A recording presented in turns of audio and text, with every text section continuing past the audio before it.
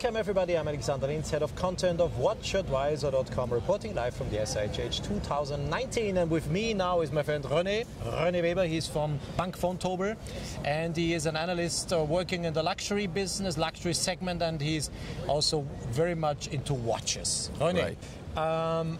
You have figures, I don't have, because you are an analyst. Tell me what's going on in terms of sales and what's happening out there. Yeah. Give us some figures, I think this is interesting. Yeah, I think when you look to the Swiss watch industry, look to exports, we will be 2018 roughly plus 7%. But we clearly have seen a slowdown in the second half year. Because in the first half year it was plus 10%. Now almost each month it got a little bit weaker. And I think the important point is also that we have a big difference between the high end and the low end. The low end is even declining, so we see double-digit decline, so brands like Swatch will be in there, but the high end was still doing quite well also in the second half year. The low end starts where for you? From zero.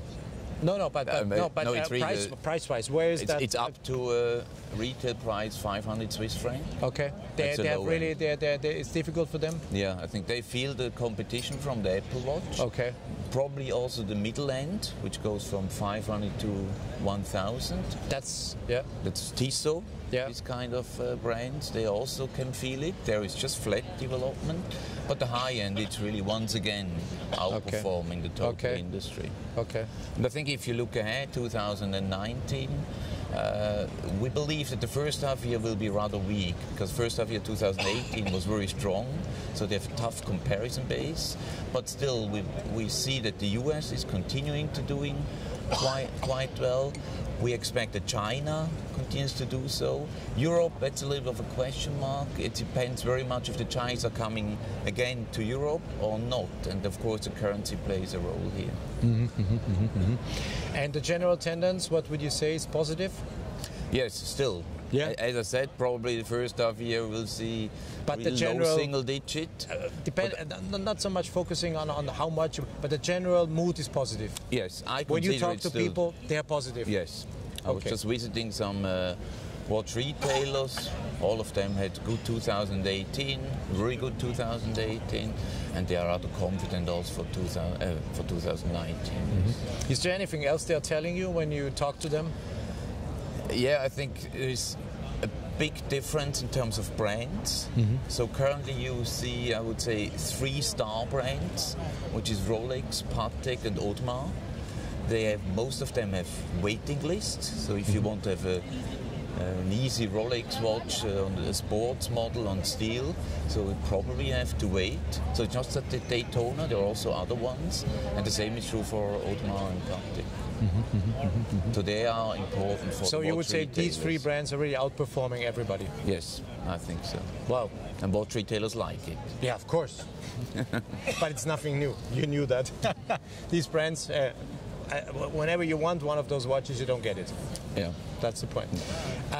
In terms of distribution, you normally also are very good informed. Do you have any news? What's going on there? I think if you look to the distribution, always the theme was e-commerce. Everybody talks about it. Everybody has it now or started with it. Then everybody talks about monobrand stores.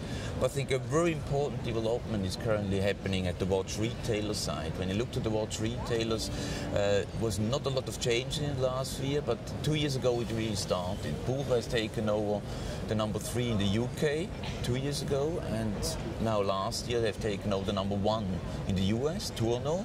Therefore, Bucher is now the largest watch retailer in the world.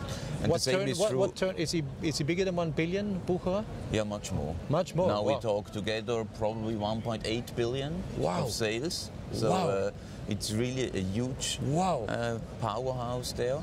And if you look to the other one, it's called Watch of Switzerland, which is number 1 in the UK. Yeah. They've also taken over 2 pieces in the US, the number 3 and number 4 over there, and now they are getting the clear number 2 in the world. So you still have a lot of Asian retailers. The size of Watches of Switzerland is what? To get an idea? They are getting about 800, 900 million. Yeah. So Bucher is much bigger. Yeah. But Watch of Switzerland is the number 1 in the UK, the number 2 now in the US, whereas Bucher is number 1 in Europe, continental Europe, and the number 1 in the US. And then which one is the third biggest of retailers? The third biggest, the third biggest is Hang Deli. Hang Deli, okay. They are split it up. One is in mainland China. That's the third biggest one, and then the fourth biggest is already Hourglass. It's one of them which comes on the list. Then Emperor is important. And Vempe must be somewhere there also. Vempe, I think, is number 8. Okay, interesting. So, are there any changes among the retailers? Big changes coming? Yeah, I think due to that development of the consolidation of that industry, I believe that the smaller retailers will have more problems, because when you listen to the brands, all of them want to focus on less partners, want to reduce point of sales, and therefore I'm sure they will go more for the large retailers like a Bucher, because if you have Bucher, you already have 80 stores in the world.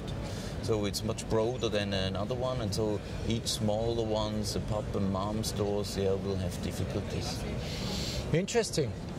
Is anything you've heard, would say this sounds dangerous to me? No, this is good news. If it's no, if there's a spontaneous no, that's good. No, because the analysts have their little spying devices everywhere. Yeah. So I think one point which is a little bit of a question mark now is the China-US situation. If that really goes on, and if the Chinese currency gets even weaker, then of course you will lose the purchasing power of the Chinese. So they will travel less. They will travel less, they will buy less, and that could be something negative. But otherwise, I still believe 2019 should be a good year. René, thank you very much. Welcome. I hope you can discover all the watches I've been talking about. Really looking forward to it. Take your time. It's worth.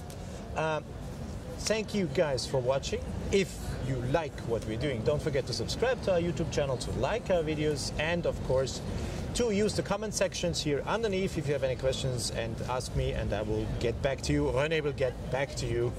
Once again, René Weber from Bank Vontobel, Analyst, Luxury Business and Watches. It was good to talk to you, and enjoy the Thank Geneva you for the Saloon. time. Thank you. Cheers.